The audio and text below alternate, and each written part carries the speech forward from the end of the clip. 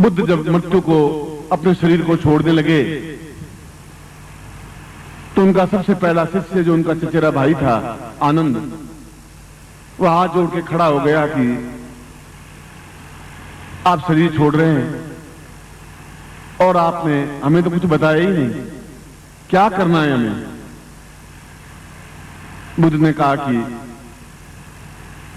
बताने को तो हजारों ग्रंथ हैं, लाखों ग्रंथ हैं, हजारों सूक्तियां हैं, हजारों शब्द हैं, और नहीं बताने पर सब कुछ समझ जाए वह सही अर्थों में शिष्य है। इसीलिए अपदीपो भव, तुम खुद अपने अंदर में तुम्हारी रोशनी पैदा कर दी है, उसी में तुम समझो।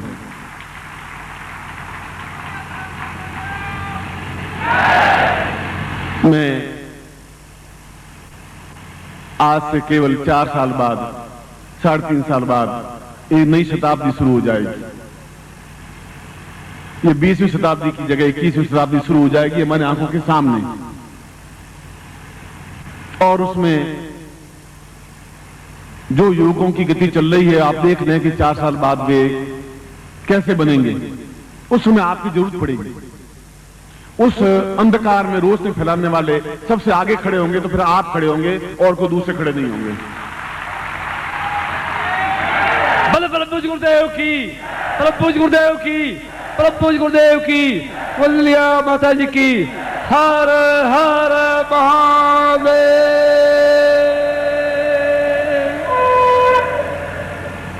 अब जो भी सीखेंगे वो आपके पीछे की पंक्ति में खड़े होंगे। उस नई पीढ़ी को, उस शताब्दी को, उसको समझाने के लिए, उसको ज्ञान और चेतना देने के लिए, जहां वह दिग्भ्रमित हो जाएंगे, जहां भटकेंगे, जहां गोवा के समुद्र के किनारे पड़े पड़े शराब और सिगरेट पी करके अपने आप को बर्बाद करते होंगे, जहां शराब के माध्यम से अपने शरीर को खोखला कर रहे होंगे, उस समय उनकी आंख आपकी तरफ उठेगी, चारों तरफ दौड़ेगी। कौन हमें ज्ञान दे सकता है, चेतना दे सकता है, कौन हमें इस रास्ते से हटा करके सही रास्ते पर गतिशील कर सकता है। और 21वीं शताब्दी के, उस नई शताब्दी के आप नायक बनेंगे, आप महानायक बनेंगे। प्रत्येक व्यक्ति आपको याद करेगा। बल परम पूज्य गुरुदेव की, बल परम पूज्य गुरुदेव की। एक कारखाना, अगर लोहे का कारखाना अगर बनाएं तो 4 साल लग जाते हैं बनाने के लिए। एक मकान बनाना शुरू करें अच्छा, तो उसमें करीब 4-4.5 साल लग जाते हैं, और हमारे पास तो 3-3.5 साल ही हैं। यदि मैं 3-3.5 साल में भी दीक्षाएं और साधनाएं देता आपको एक अद्वितीय युग पुरुष बना सकूं, और मैं बनाऊं, इसलिए कि मैं हूं ये बहुत बड़ी बात नहीं है, मैं ज्ञानवान हूं ये बहुत छोटी सी बात है। मैं आपको अद्वितीय ज्ञानवान बना दूं, यह मेरा धर्म है, यह मेरा कर्तव्य है, यह मेरी पूंजी है। और इसीलिए मैं उस रास्ते पर धीरे धीरे आपको गतिशील कर रहा हूं। कुनैन की गोलियां में दे रहा हूं तो शक्कर में लपेट करके दे रहा हूं। साधनाएं दे रहा हूं कि तुम्हें 31 दिन मंत्र जाप करना है, बहुत कड़वापन है, मैं शक्कर में लपेट कर समझाते हुए दे रहा हूं, क्योंकि मुझे मालूम है उस देहरी पर जब खड़े होंगे जहां 20वीं शताब्दी 100 साल अपने आप में वृद्ध होकर के मरणासन होगा, जब 21वीं शताब्दी देहरी पर खड़ी होगी तो 21वीं शताब्दी सबसे पहले फूलों का हार आपके गले में पहनाएगी, क्योंकि महानायक आप होंगे उस समय। बल परम पूज्य गुरुदेव की, परम पूज्य गुरुदेव की, परम पूज्य गुरुदेव की, वल्लिया माता जी की, सिद्धाश्रम साधक परिवार की, सिद्धाश्रम साधक परिवार की। हर हर महादेव।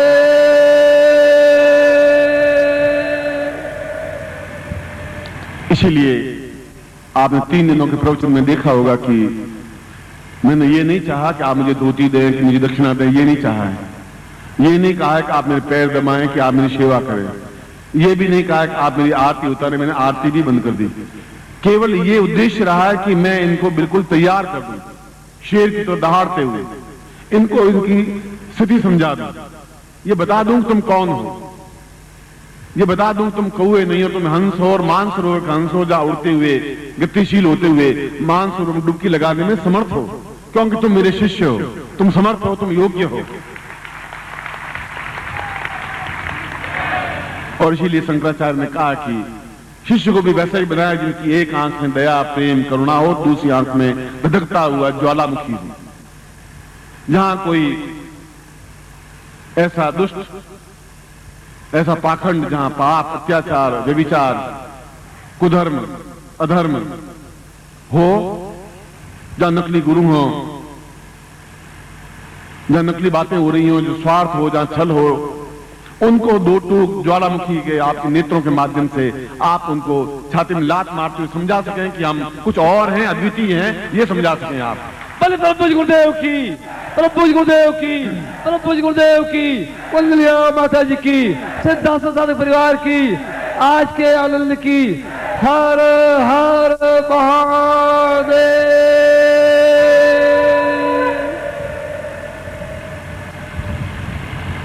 इस अंधकार को दूर करने के लिए और ऐसे समय में जहां चारों तरफ भारतवर्ष में आर्यावर्त में बौद्ध धर्म फैल गया था, जहां पेट में जब बच्चा होता था तभी उसको बौद्ध दीक्षा दे दी जाती थी, और जहां बुद्ध धर्म के अलावा कोई मानता था तो उसको राज्य से निकाला दे दिया जाता था, उसमें अकेले और केवल एक अकेले शंकराचार्य ने पूरे भारतवर्ष में घूम करके बौद्ध धर्म को इस भारतवर्ष से विदा कर दिया, रवाना कर दिया। जहां बुद्ध पैदा हुए वहां उसके धर्म को नहीं रहने दिया। इतना समर्थ और व्यक्तित्व, अकेला व्यक्तित्व था। आप तो हजारों लोग मेरे सामने खड़े हैं, एक भी एक पाखंड नहीं रहना चाहिए।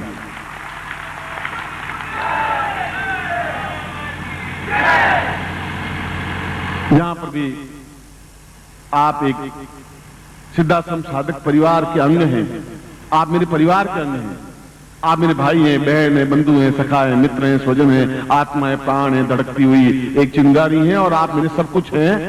और इस परिवार के एक अंग होते हुए एक परिवार के मुखिया के रूप में सलाह देना मेरा धर्म और कर्तव्य है। इसलिए मैं देख रहा हूं कि चारों तरफ एक नकल, एक झूठ, एक मंत्र तंत्र यंत्र पत्रिका निकाली तो इस समय 60 अलग अलग तरीके से मंत्र तंत्र पत्रिका निकल रही है। 60 मेरे पास पूरे सेट। कोई मंत्र तंत्र चेतना, कोई मंत्र तंत्र विज्ञान, कोई मंत्र तंत्र देवता, कोई मंत्र राक्षस निकाल दी। क्यों? नकल करने को जोर करने की जरूरत ही नहीं है। कोट और पैंट पहन देने से अंग्रेज आप नहीं बन जाएंगे, नकल से अंग्रेज नहीं बन सकते। वह तो अपने आप में अंग्रेजी की खासियत आप में आएगी। वह इस प्रकार की पत्रिका निकालने से अपने आप में गुरु नहीं बन सकते। और वह जो गुरु हैं वे पाखंड हैं और पाखंड फैलाएंगे। अगर मैं पाखंड फैलाऊं तो सबसे पहले मुझे खड़ा किया जाए चौराहे पर, मुझे सूली दे दी जाए, मैं खुद तैयार हूं। मगर दूसरा पाखंड हो तो हम काट डालेंगे, जरूरी के साथ काट डालेंगे। मेरा किसी से द्वेष नहीं है और न मैं कभी किसी जिंदगी, पूरी जिंदगी में किसी की आलोचना की है, न गाली दी है। मगर जहां पर भी पाखंड देखा है वहां तन करके खड़ा हुआ हूं। संन्यास जीवन में भी जब मैं बनारस में गया तो मैंने पंडितों की सभा में मुझे बुलाया तो मैंने कहा कि आप मंत्र गलत बोल रहे हैं। अब पंडित ये बात सुने आज से 25-30 साल पहले, उन्होंने मुझे जब वो मंच समाप्त हुआ और जब मैं जाने लगा, सन्यासी था, 30-40 पंडित मिलकर के लाठियों से वार करते हुए मुझे घायल करके बेहोश करके गंगा में फेंक दिया और 8 घंटे तक बेहोशी की अवस्था में उस गंगा में पड़ा रहा। फिर कोई व्यक्ति मुझे उठा करके अपने घर ले गया, दूध में हल्दी मिला करके पिलाई, मरम पट्टी की, और दूसरे दिन सभा, जो पंडितों की सभा हो रही थी, उसमें फिर मैं वापस पहुंचा मरम पट्टी किए हुए। मैंने कहा आज आप मार देंगे, फिर भी मैं सत्य यह है कि आप पाखंड हैं और ये मंत्र आपके झूठे हैं, इनको मैं नहीं स्वीकार कर सकता हूं, कि गलती को मैं स्वीकार नहीं कर सकता। बल प्रभु जी गुरुदेव की, बल प्रभु जी गुरुदेव की, प्रभु जी गुरुदेव की, वंदनीय माता जी की।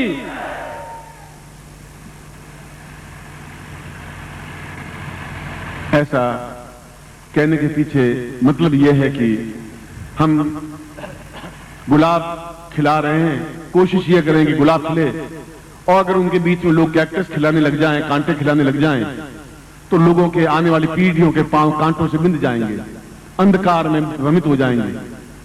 अंधकार में डूब जाएंगे, शराब और सिगरेट में अपने शरीर को खोखला कर देंगे। उनके लिए ज्ञान और चेतना जैसा कोई स्कूल में कोई वातावरण नहीं है, उनके परिवार में वातावरण नहीं है। कौन देगा उनको वातावरण? कौन उनको चेतना देगा? उनको सन्मार्ग पर गतिशील कौन करेगा? 21वीं शताब्दी की बागडोर कौन अपने हाथ में पकड़ेगा? और मुझे भविष्य साफ दिखाई दे रहा है कि उनकी बागडोर आपके हाथों में होगी और आपका कार्य है और आपका धर्म है ये। और इसके लिए अभी से हमें जुट जाना पड़ेगा।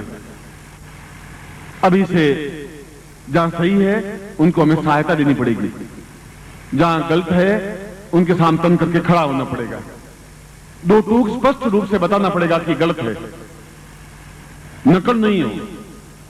और आपको मालूम होना चाहिए कि इस समय भारतवर्ष में 1800 गुरु ऐसे बन गए हैं जो ये कहते हैं कि हम नानक जी श्रीमाली के शिष्य हैं। मैंने तो उनको देखा ही नहीं, जिंदगी में नहीं देखा। अब 1800 गुरु, तो मुझे तो ये लिखना चाहिए कि मैं शिष्य बनाते नहीं हूं, गुरु बनाता हूं अपने, बस। अब लोग शिष्य नहीं बनाए थे तो गुरु बना दिए मैंने। मैं उन्होंने मुझे साथ देखा कि नहीं देखा, मैंने भी उनको नहीं देखा। और मार दीक्षा दे रहे हैं और मार मंत्र जाप करवा रहे हैं और नए नए मंत्र देते जा रहे हैं। जब लोग कह रहे हैं गुरुजी आपके शिष्य हो, मैंने कहा भाई मैंने तो देखा ही नहीं शिष्य को, आप मेरा भी उनके सामने प्रणाम कर देना, मैं भी उनसे दीक्षा लेना चाहता हूं, देखो तो सही वो कैसे मारती। अब सोचिए क्या होगा। 1800 गुरु तो मैं बना चुका हूं, और ऐसे गुरु जिनको मैं नहीं जानता और उन्होंने मुझे देखा नहीं, बस मंच में बैठे भगवे कपड़े पहने और रुद्राक्ष की माला पहनी, गुरु बन गए। उन्हें तकलीफ क्या हुई? उन्हें खून सींचना नहीं पड़ा।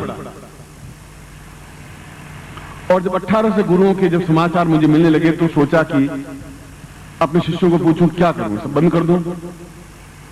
इस अंधेरे में या तो आप मुझे साथ देंगे और या फिर मैं सब कुछ बंद कर देना चाहता हूं, क्योंकि उनसे जूझने के लिए मेरे पास हाथ होने चाहिए, मेरे पास पांव होने चाहिए। और आप मेरे प्रारंभ में मैंने प्रश्न में कहा कि आप मेरे हाथ हैं, पांव हैं, आप मेरा शरीर है, मेरी धड़कन है। आप सबसे मिलकर के मैं बना हूं और मुझसे मिलकर के आप बने हुए हैं। बोले प्रभु जी गुरुदेव की, प्रभु जी गुरुदेव की, प्रभु जी गुरुदेव की, वंदलिया माता जी की, वंदलिया माता जी की। हर हर महादेव।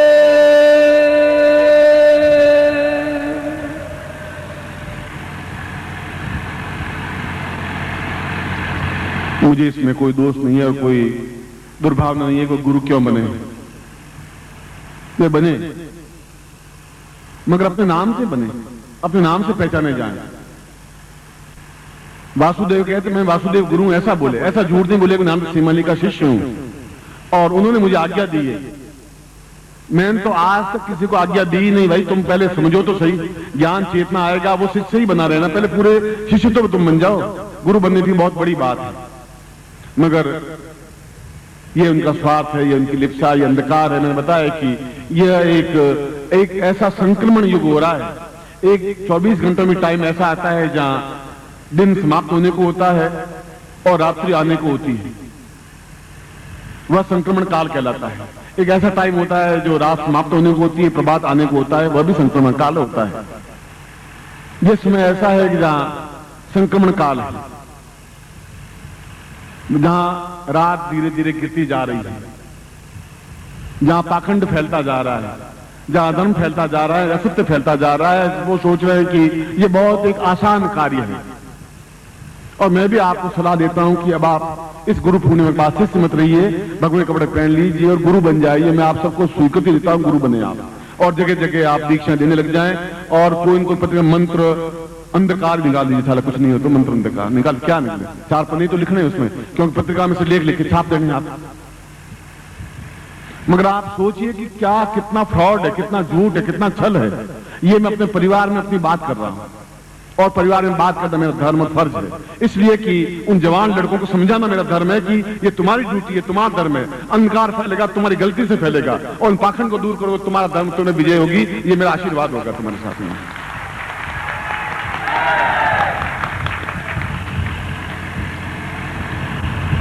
ज्योतिष, जो अखिल भारतीय ज्योतिष परिषद का मैं अध्यक्ष था, तो मैंने अपनी जिंदगी में 60 से ज्यादा ज्योतिष के ग्रंथ लिखे। और सबसे पहले उन ग्रंथों को हिंदी भाषा में लिख करके जन समाज में फैलाने का कार्य मैंने पहले प्रारंभ किया था। और एक समय 5-7 साल बाद ऐसा आया कि ज्योतिष सम्मेलनों के माध्यम से मैं 20-25 हजार रुपए उसमें भी कमा लेता था, 25 हजार रुपए। मगर जब मैंने देखा कि 5,000 ज्योतिषी बन गए, 10,000 ज्योतिषी बन गए, केवल मेरी 2 किताबें पढ़ी ज्योतिषी बन गए, और एकदम से छोटी घटनाएं नहीं, और राष्ट्रीय ज्योतिषी को अंतरराष्ट्रीय ख्याति प्राप्त ज्योतिषी फलाने होटल में ठहरे हुए हैं। अरे कोई राष्ट्रीय ज्योतिषी तो मिले तो सही, मालूम तो पड़े। सब अंतरराष्ट्रीय ख्याति प्राप्त बन जाएंगे तो भारतीय ज्योतिषी कौन बनेगा? और मन को बड़ा दुख हुआ कि मैंने ये क्या कर लिया। ये तो एक किताब पढ़ी, सौंठ पढ़ी और वैद्य बन गए, वैसा हो गया। हर गली कूचे में ज्योतिषी बन गए, हर जगह ज्योतिषी बन गए। तो मैंने उस कमाई को, ज्योतिष को छोड़ दिया। आज 10 साल से ज्योतिष को हाथ नहीं लगाया, क्यों? पाखंड के बीच में जिंदा नहीं रह सकता। और जब मंत्र और साधनाओं के बीच में बढ़ा तो अब 60-70 से मंत्र चेतना रहते पत्रिकाएं प्रकाशित होने लगी, और 1800 गुरु बन गए, जिनका नाम लिस्ट मेरे पास है। इसने लिख करके भेजिए गुरु जी। इतना तो हो गया कि मैंने कहा कि मैं चेले बना रहा हूं या गुरु बना रहा हूं, कर क्या रहा हूं मैं? कुछ मुझे खुद को समझ में नहीं आ रहा। ये छल है। नकली हमेशा नकली रहता है, आप उसको कितना ही मांझ लें, नकली सोना नहीं बन सकता। और पनामा पत्ती का और निरमा साबुन का विज्ञापन तो टीवी पे देखता हूं, मगर सोने का विज्ञापन होता ही नहीं, हीरो का विज्ञापन नहीं होता। मेरे विज्ञापन करने की जरूरत नहीं होती, ना अखबारों में देने की जरूरत है कि नान शिमाली वहां बता रहे हैं। जहां मैं आऊंगा अपने आप शिष्य आ जाएंगे, क्योंकि कस्तूरी की सुगंध तो सब जगह होगी। इसीलिए मैं आपको दीक्षाएं दे रहा हूं, इसीलिए बार बार ये बात कह रहा हूं। मुझे क्या जरूरत है आपके पीछे इतना खून बहाने की, पसीना बहाने की, परिश्रम करने की? मैं अपने घर में आराम से रोटी तो 2-4 तो रोटी खाता हूं और 4 कपड़े पहनता हूं। किस शिष्य को कह दूंगा साल भर में 2-4 कपड़े मुझे नहीं देगा? कोई सी घर में जाऊंगा, कोई भोजन करवा देगा। मैं क्यों इतना चीख रहा हूं आपके पीछे, क्यों परेशान हूं? इसलिए कि मैं इस अंधकार में आपको खड़े होने नहीं दूंगा। अंधकार का सामना मैं अंतिम क्षण तक, अंतिम बूंद तक करूंगा, आपके सहयोग से करूंगा। आप मेरे साथ में तब करूंगा मैं। बोले प्रभु जी गुरुदेव की, प्रभु जी गुरुदेव की, प्रभु जी गुरुदेव की, वल्लिया माता जी की, वल्लिया माता जी की। हर हर महादेव।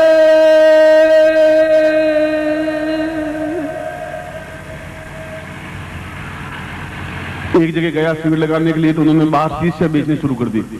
गुरु चरणामृत 5 रुपए का, और 800-900 शीशे बेची। इनका ये नया खेल कौन सा शुरू हो गया? उसको बुलाया, भाई कौन बेच रहा है? उसको पकड़ के लाया वहां। मैंने कहा तुम क्या कर रहे हो? गुरुदेव आपका चरणामृत बेच रहा हूं। मैंने कहा तुम्हें दिया ही नहीं चरणामृत भाई, कोई स्नान मत नहीं दिया, ये तुम कहां से? कि गुरुदेव रोटी रोजी तो चला रही है, तो मेरे चरणामृत को काहे के लिए दे रहे हो? किसी अच्छे चरणामृत डाल के दे दो। अब बताइए क्या क्या स्थिति है? कितना पाखंड है, कितना व्यभिचार है, कितना अशुद्ध है। ऐसा होता है, दुख होता है, वेदना होती है। इसलिए आपको एक सावधान करने की जरूरत है।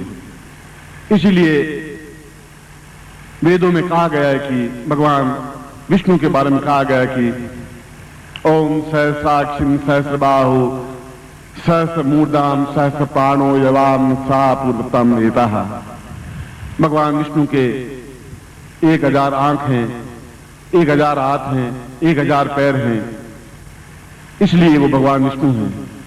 और मेरे भी 10,000 हाथ हैं, 10,000 आंखें हैं, 10,000 पैर हैं। मैं भी समर्थ हूं इस बात के लिए। वेद ने कहा, वो सही कहा है। इतने इतने शिष्य मेरे सामने खड़े हैं और अपने आप में पूर्ण यौवन उद्दाम से वेग के साथ खड़े हैं, ताकत के यौवन से छलछलाते हुए खड़े हैं। वो काल से भिड़ने की क्षमता रखने वाले खड़े हैं, क्योंकि मैंने अपने खून से उनको तैयार किया है, पानी से तैयार नहीं किया है। आपके शरीर के अंदर आपका खून नहीं धड़क रहा है, खून नहीं, मेरा खून, खुद का खून तुम्हारे शरीर में बह रहा है, क्योंकि अपना खून तुम्हें देख करके पाला है, पोसा है, बड़ा किया है, सिंचन किया है पिछले 20 जन्मों से, इस जन्म से नहीं। आप खून निकाल के देखिए, ये आपका मेरा ब्लड ग्रुप एक है। बोल प्रभु जी गुरुदेव की, प्रभु जी गुरुदेव की, प्रभु जी गुरुदेव की, सिद्धाश्रम साधक परिवार की। हर हर महादेव।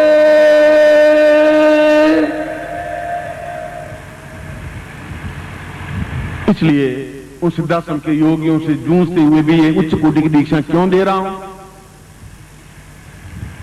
जब गुह्या से गुह्य गोप्यतम कहा गया शास्त्रों में कि गोपनीय से गोपनीय दीक्षा है या प्रयोग है, आप नहीं दें, जो सन्यासी, उच्च कोटि के सन्यासी कहते हैं कि आप ये क्या कर रहे हैं, उन लोगों के हाथ में ये तलवार काहे के लिए दे रहे हैं, क्यों दे रहे हैं? उनको मालूम नहीं है, गुफा में बैठे हुए हैं। मुझे मालूम है 3 साल बाद कितना अंधकार गिर जाएगा। उसका अंधकार तो शुरुआत हो चुका है। उस अंधकार से जूझने के लिए मुझे उच्च से उच्च उनको ज्वालामुखी बनाना पड़ेगा, उनको साधना देनी पड़ेगी, अपने आप में अद्वितीय ऐसा बनाना पड़ेगा कि यमदूत की तरह सामने खड़े हो जाए, पाप और पाखंड खड़ा नहीं हो सके। इसके लिए मैं आपको खड़ा कर रहा हूं, इसलिए आपको साधना दे रहा हूं।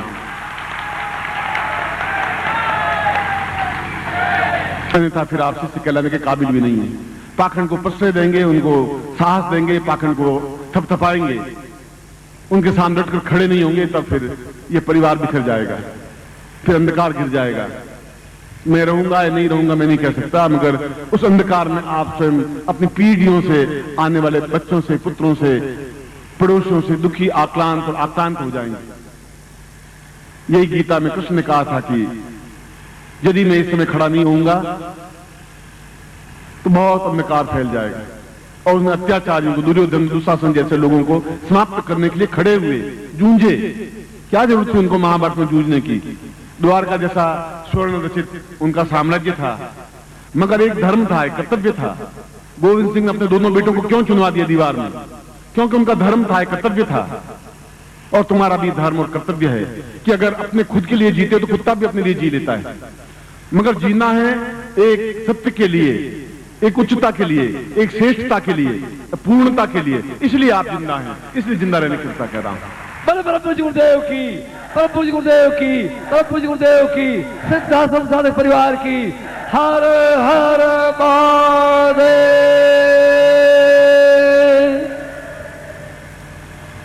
और जब शेर छोटे होते हैं तो शेर खुद शिकार पर झपट करके दिखाते हैं किस प्रकार से झपटा जाता है।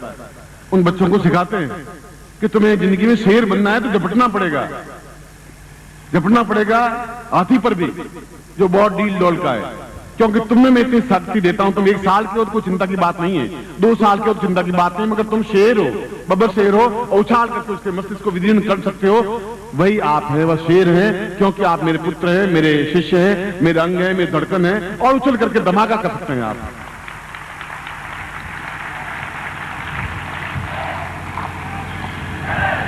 इस समय केवल चंडीगढ़ मेरे सामने नहीं बैठा है, पूरा भारतवर्ष बैठा हुआ है, और पूरे भारतवर्ष के शिष्यों को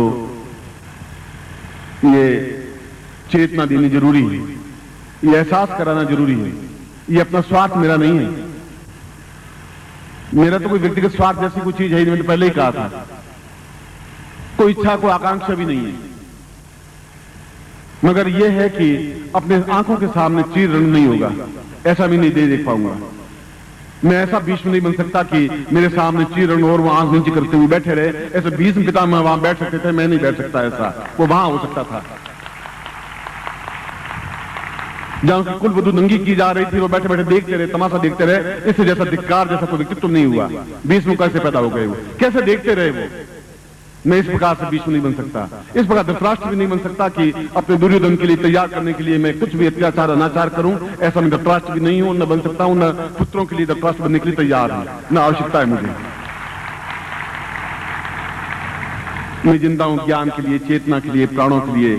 एक कर्तव्य है जो गुरु ने मुझे दिया है, उस कार्य के लिए मैं आप लोगों के साथ में हूं। और एक नहीं, हजारों हजारों शिष्य तैयार कर दिए, पूरे भारत में फैले हुए हैं और डट करके मुकाबला कर रहे हैं, ताकत के साथ मुकाबला कर रहे हैं। जहां भी अंधकार देखते हैं, गला पकड़ के मुकाबला करते हैं। और जब मैं सुनता हूं तो मेरा सीना अपने आप में 5 फुट 10 फुट फैल जाता है कि ये शिष्य हैं, क्योंकि ये शेर हैं, ये अपने आप में तेजस्वी पुंज हैं, ये अपने आप में अद्वितीय हैं। और मैं बार बार तुम्हें कह रहा हूं कि आपके समान आप ही बन सके, आप समान दूसरा बने, फिर मैं बनाया ही किया आपको, क्योंकि आप, इस बात का ही मुझे गर्व है कि इतने शिष्य हैं, मेरे शिष्य हैं, इस बात का गर्व है।